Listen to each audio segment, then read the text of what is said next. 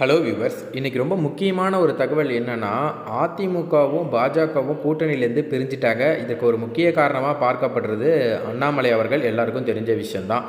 So இப்படி இருக்கும்போது இப்போ பார்த்திங்கன்னா, அமித்ஷா அவர்களே என்ன சொல்லியிருக்காருன்னா, அதிமுக எங்கள் கூட கூட்டணி வச்சுக்கலாம், அவங்களுக்கான கூட்டணி கதவு எங்களுக்கு திறந்தே இருக்குது அப்படிங்கிற மாதிரி ஒரு விஷயம் சொல்லியிருக்காரு. ஸோ இப்படி அமித்ஷா இறங்கி வர காரணம் என்ன அப்படிங்கிறது தான் ஒரு மிகப்பெரிய கேள்வியை எழுப்பியிருக்கு. ஒருவேளை முக்கியமான காரணம் திமுகவோட கூட்டணி பலமாக இருக்குது. ஸோ கண்டிப்பாக பார்த்திங்கன்னா, அதாவது திமுக காங்கிரஸ் கூட கூட்டணி வச்சுருக்காங்க அப்படிங்கிறப்ப இங்கே ஒரு வேளை 40 ஜெயிச்சிட்டாங்க அப்படின்னா அங்கே அவங்களுக்கு பார்த்திங்கன்னா ஒரு சில பிரச்சனைகள் ஏற்படும். ஸோ அங்கே பார்த்திங்கன்னா நம்பர்ஸ் குறையும். ஸோ அந்த காரணமாக கூட இருக்கலாம். இந்த மாதிரி நிறைய காரணங்கள் சொல்லப்படுது.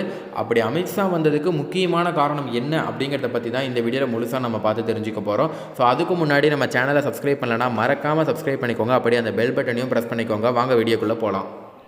ஸோ அதிமுக பாஜக மோதல் காரணமாக அந்த கூட்டணி முறிந்தது, இது எல்லாருக்கும் தெரிஞ்ச விஷயந்தான். இதை எடுத்து எடப்பாடி பழனிசாமி அளித்த பேட்டியில் என்ன சொல்லியிருந்தாருன்னா, இனிமே பாஜகவோட கூட்டணியே கிடையாது, பாஜக கூட்டணி என்பது இனி நடக்காது. 2024 லோக்சபா தேர்தலில் அவர்களுடன் கூட்டணி வைக்க மாட்டோம். அதேபோல் 2026 சட்டசபை தேர்தலிலும் கூட்டணி வைக்க மாட்டோம். எங்கள் கூட்டணி மொத்தமாக முறிந்துவிட்டது. இந்த கூட்டணியை நாங்கள் முறிக்கவில்லை, எங்கள் தொண்டர்கள் தான் முறித்தனர். இந்த கூட்டணி முறிவதற்கு காரணம் எங்கள் தொண்டர்களின் கோரிக்கை தான். அவர்களின் கோரிக்கையை ஏற்று கூட்டணியை முறித்துள்ளோம் என்று எடப்பாடி பழனிசாமி அவர்கள் கூறியிருக்கிறார். ஸோ கடந்த சில நாட்களாக எடப்பாடி பழனிசாமி இஸ்லாமியர்களை ஆதரிக்கும் விதமாக, அவர்களை கவரும் விதமாகவும் பல விஷயங்களை மேற்கொண்டு வருகிறார். அதிமுக பாஜக மோதல் காரணமாக அவர்கள் கூட்டணி முறிந்துள்ளது. 2024 லோக்சபா 2026 சட்டசபை தேர்தலில் அதிமுக கூட்டணி அமைந்து தனியாக போட்டியிடும் என்று எடப்பாடி பழனிசாமி அவர்கள் தெரிவித்திருந்தார். ஸோ பாஜக கூட்டணியில் இருந்ததால் அதிமுக கொள்கைக்கு உடன்படாத சிலவற்றை நிறைவேற்ற வேண்டிய நிலையில் இருந்தோம். கூட்டணி தர்மத்திற்கு உட்பட்டு சிஏஏவை ஆதரித்தோம், வேறு வழியில்லாமல் சிஏஏவை தான் ஆதரித்தோம் என எடப்பாடி பழனிசாமி அவர்கள் பேட்டியளித்துள்ளார்.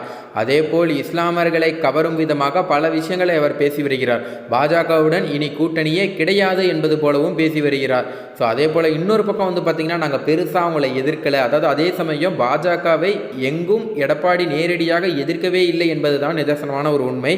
எந்த இடத்திலும் பாஜகவிற்கு எதிராக அவர் கருத்து சொல்லவே இல்லை. உதாரணமாக பெல்கிஸ் பானு வழக்கில் குற்றவாளிகள் மீண்டும் சிறைக்கு அனுப்ப வேண்டும் என்று உச்சநீதிமன்றம் வழங்கிய தீர்ப்பை வரவேற்ற எடப்பாடி 2002ஆம் ஆண்டு குஜராத் மாநிலத்தில் நடந்த இனக்கலவரத்தில் பில்கிஸ் பானு என்ற இஸ்லாமிய சகோதரி கூட்டு பாலியல் வன்கொடுமை செய்யப்பட்டு அவரது குழந்தை உட்பட குடும்பத்தினர் படுகொலை செய்யப்பட்ட வழக்கில் தண்டிக்கப்பட்ட 11 குற்றவாளிகளை முன்கூட்டியே குஜராத் அரசு விடுவித்ததை எதிர்த்து பாதிக்கப்பட்ட சகோதரி தொடர்ந்த வழக்கில் உச்சநீதிமன்றம் அந்த விடுதலையை ரத்து செய்துள்ளது. ஸோ உச்சநீதிமன்றத்தின் இந்த தீர்ப்பை அனைத்து இந்திய அண்ணா திராவிட முன்னேற்ற கழகம் வரவேற்கிறது என்றும் குறிப்பிட்டிருந்தார். ஆனால் எடப்பாடி குற்றவாளிகளை விடுதலை செய்த பாஜக அரசை பற்றி ஒரு வார்த்தை கூட பேசவில்லை. பாஜகவை விமர்சனம் செய்யாமல் மேம்போக்காக தீர்ப்பை மட்டும் வரவேற்றார் என்பது குறிப்பிடத்தக்கது. ஸோ அதே போல் இந்த நிலை, இப்படி ஒரு மோதல் போக்கு இருந்தது. பாஜக தமிழ்நாட்டை பொறுத்த வரைக்கும் அண்ணாமலை அவர்களும் நாங்கள் அதிமுக கூட கூட்டணி வைக்க மாட்டோம் அப்படிங்கிற மாதிரி தான் சொல்லிட்டு இருந்தாங்க. ஸோ இந்த நிலையில தான் பாஜக அதிமுக கூட்டணி மீண்டும் உருவாகலாம் அப்படிங்கிற மாதிரி சொல்கிறாங்க. தென்னிந்தியாவில் பாஜக அடுத்தடுத்த தோல்வியை சந்தித்து வருகிறது. இந்த தொடர் தோல்விகளால் அதிமுக பொதுச் செயலாளர் எடப்பாடி பழனிசாமியுடன் சுமூகமாக போக டெல்லி பாஜக ஆலோசனை செய்து வருகிறதாம். 2024 தமிழ்நாட்டில் கூடுதல் எம்பி இடங்களை வெல்லும் விதமாகவும் 2026 கூடுதல் சட்டசபை இடங்களை வெல்லும் விதமாகவும் பாஜக எடப்பாடியுடன் சமாதானமாகி செல்ல இருக்கிறதா. அதிமுகவிற்காக கூட்டணி கதவு திறந்தே இருக்கிறது என்று பாஜக மூத்த தலைவர் அமித்ஷா அவர்கள் பேட்டியளித்துள்ளார். அவரோட இந்த பேச்சுக்கு பின் நிறைய முக்கியமான காரணங்கள் இருக்குது அப்படிங்கிற மாதிரி பாஜகவோட வட்டாரங்கள் பார்த்திங்கன்னா தகவல் தெரிவிச்சுட்டு வராங்க. அப்படி என்னதான் காரணமாக இருக்குது அப்படிங்கிறத வாங்க தெரிஞ்சுக்கலாம். முதல்ல ஒரு விஷயம் என்ன அப்படின்னு கேட்டிங்கன்னா, தேசிய அளவில் பாஜக லோக்சபா தேர்தலில் வெல்ல வாய்ப்பு இருக்கிறது என்றே பாஜக கருதுகிறது. இருந்தாலும் தென்னிந்தியாவில் வலுவாக கால் பதிக்க வேண்டும் என்பதில் பாஜக உறுதியாக இருக்காங்க. அதே போல் ரெண்டாவது என்ன அப்படின்னு கேட்டிங்கன்னா, தமிழ்நாட்டில் இருந்து அமைச்சர்கள் வேண்டும் என்பதில் பாஜக தீர்க்கமாக இருக்கிறது. அதற்கு அதிமுக தயவு தேவை. மூணாவது என்ன அப்படின்னு பார்த்தீங்கன்னா, 2024 கூட்டணி இருந்தால்தான் 2026 சட்டசபை தேர்தலில் கூட்டணியை தொடர முடியும். நாலாவது என்னன்னா, தென்னிந்தியாவில் பாஜக வலுவாக இல்லை என்ற விமர்சனத்தை சரி செய்ய அதிமுகவின் தேவை இருக்கும் என்பதால் பாஜக இறங்கி வருவதாக கூறப்படுகிறது.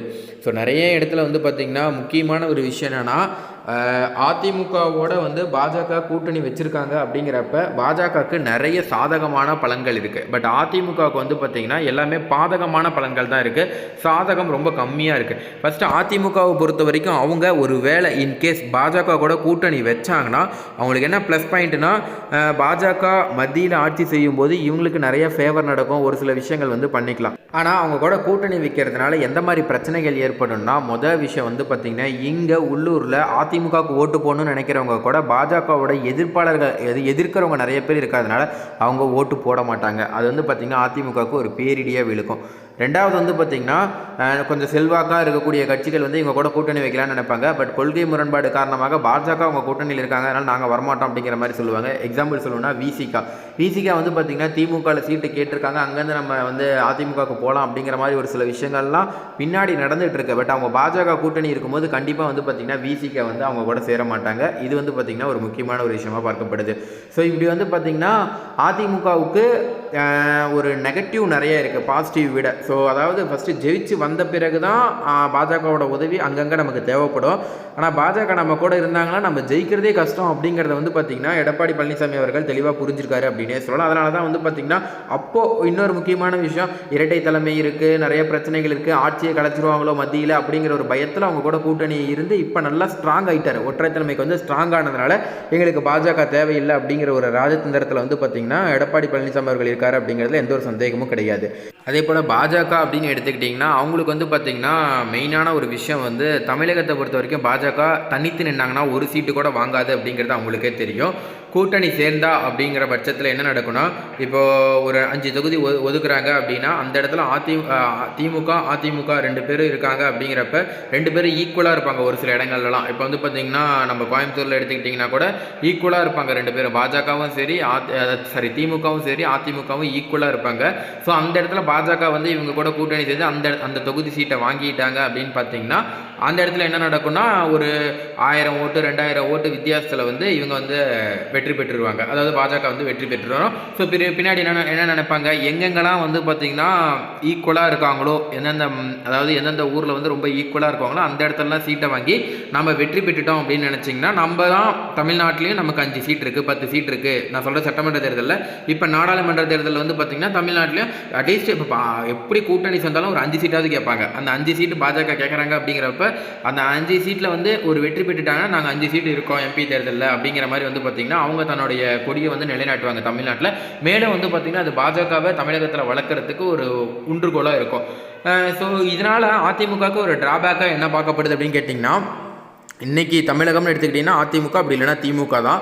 ஸோ இவங்க 2 பேர் தான் இருக்காங்க. நாமளே வந்து பார்த்திங்கன்னா பாஜகவை வளர்த்து விட்ட மாதிரி இருக்கும் அப்படிங்கிற ஒரு பிரச்சனையும் வந்து அதிமுகவுக்கு வந்துடும். ஸோ இதெல்லாம் கருத்தில் கொண்டு தான் பாஜகவை வந்து பார்த்திங்கன்னா தள்ளி விட்டாங்க அப்படின்னே சொல்லலாம். இன்னொரு முக்கியமான காரணம், இன்றைக்கி திமுக அதிமுக பெரிய கட்சியாக இருந்தாலும் பின்னாடி நாம் தமிழர் கட்சி இவங்களாம் தனித்து நின்று 7 சீட்டு வாங்கிட்டு இருக்காங்க, அதாவது 7% வாங்கிட்டு இருக்காங்க.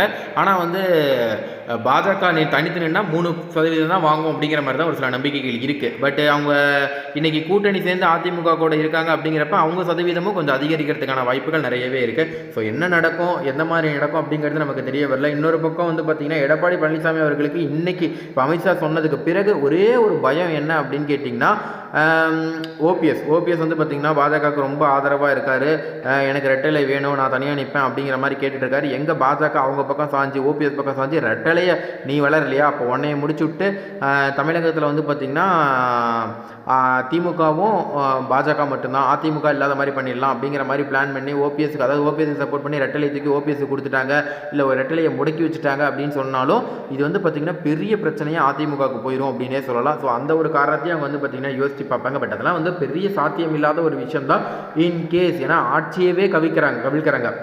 புதுச்சேரியிலையாக இருக்கட்டும், கர்நாடகாலியாக இருக்கட்டும், அங்கெல்லாம் ஆட்சியவே கவிழ்க்கிறாங்க, மாற்றுறாங்க, என்னென்னமோ பண்ணுறாங்க. பட் இது சாதாரண ஒரு விஷயம் தான், ஒரு சின்னத்தை முடக்கிறதுலாம். ஸோ பாரம்பரியமான கட்சி தான், பட் இருந்தாலும் வந்து முடக்கிட்டாங்க அப்படிங்கிறப்ப அது ஒரு பெரிய சிக்கலை ஏற்படுத்திடும். ஸோ இந்த ஒரு விஷயந்தான் வந்து பார்த்திங்கன்னா எடப்பாடி பழனிசாமி அவர்களுக்கு ஒரு யூகமாக பார்க்கப்படுமே தவிர ஒரு கஷ்டம், அதாவது பாஜகவை வந்து எதிர்க்க வேண்டாம் அப்படிங்கிற மாதிரி ஒரு நோக்கத்தில் பார்ப்பாரே தவிர மற்றபடி வந்து பார்த்திங்கன்னா அவரும் முழுமையான பாஜக எதிர்ப்பாளர் தான் அப்படிங்கிறது நமக்கு வந்து தெரிய வந்துருச்சு அப்படின்னே சொல்லலாம். ஸோ நீங்கள் என்ன நினைக்கிறீங்க?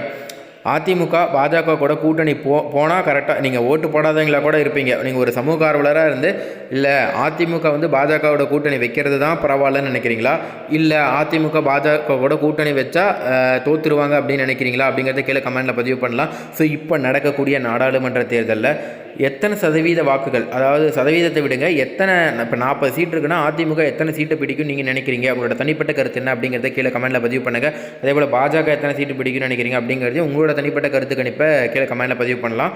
நன்றி, வணக்கம்.